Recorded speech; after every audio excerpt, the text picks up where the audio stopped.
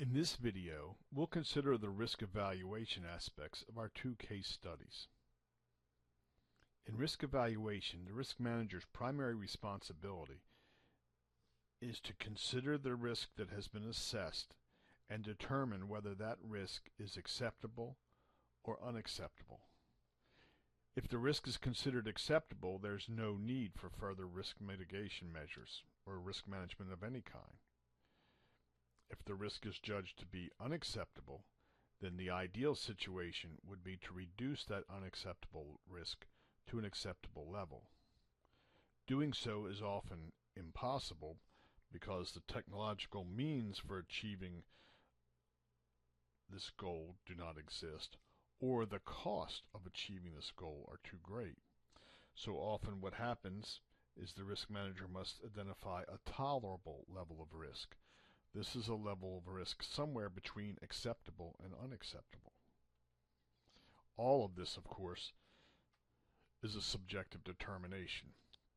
So let's begin with the aquatic nuisance species case study. We are looking at a page of the risk assessment right now, and we are examining Table 10 and Table 11. Let's begin with the highlighted material. Table 11 identifies the risk ratings that will be assigned to each aquatic nuisance species based on its probability of becoming established in a new basin and its overall level of consequences that could result from that establishment. So take a look at the table here. If we have an aquatic nuisance species with a high probability of establishment, a high consequence of establishment, the overall risk rating will be high. Take a look at the next two lines where we have a medium probability, a high consequence, resulting in a medium risk, and then a high probability and a medium consequence, resulting in a medium risk. Assigning the overall risk level is the risk manager's responsibility, and this can be done in a number of ways. In this particular risk assessment, they have followed the mathematical principles that were outlined in a particular journal article written by Tony Cox in 2008. And that produced the risk matrix that you're looking at here in Table 10.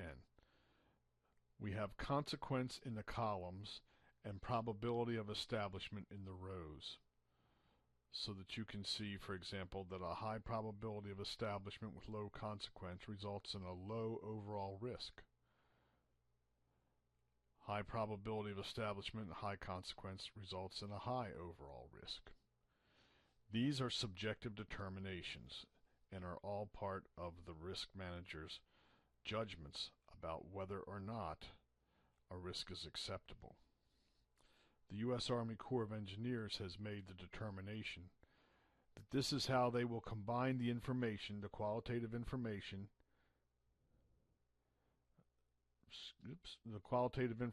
that is generated by the risk assessment to develop overall risk ratings. Now let's skip down a few pages here where we see pathway risk management. Take a look at the highlighted material once again. This says the aquatic nuisance species and pathways determined to pose high risks will be the immediate focus of risk management. Similarly, aquatic nuisance species and pathways receiving a medium risk ranking will also undergo risk management consideration.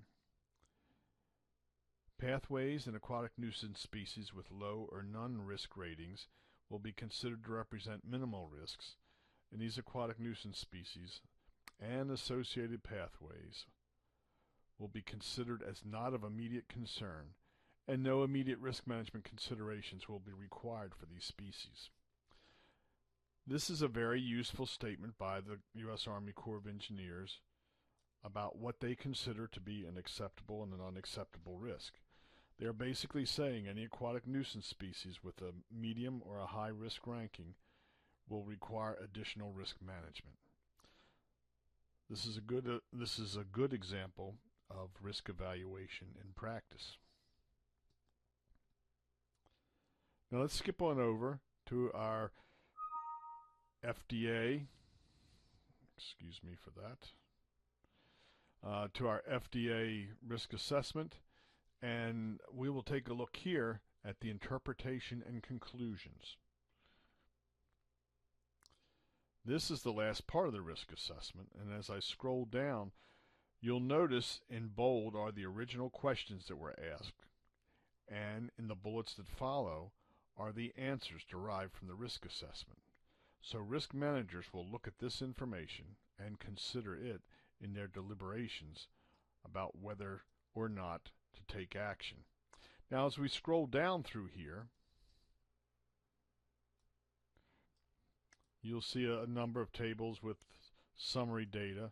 This will all make more sense as we go through the class and see this risk assessment on different occasions. I want to get down to this table right here, table 7-3.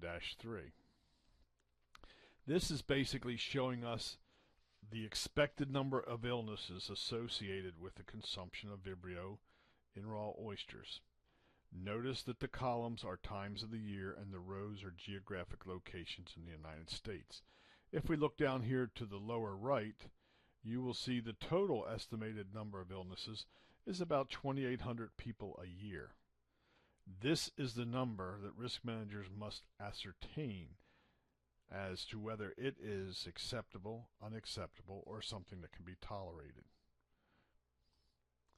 If you were to continue, you would find discussion of post-harvest treatments and other risk management options that are available to the risk managers. And all of this is to be considered in the risk evaluation step. So now let me jump on over here. This is the quantitative risk assessment, and you should be aware that if you are interested in more information, that down at the bottom here in the appendices is a great deal of additional data, far more than we'll have time to deal with as a case study. But there's a great deal of additional information.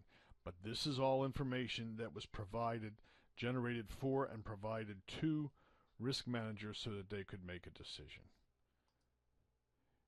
Here you'll notice back in 2009, a couple of years after the completion of the risk assessment, FDA is enacting stricter oyster regulations.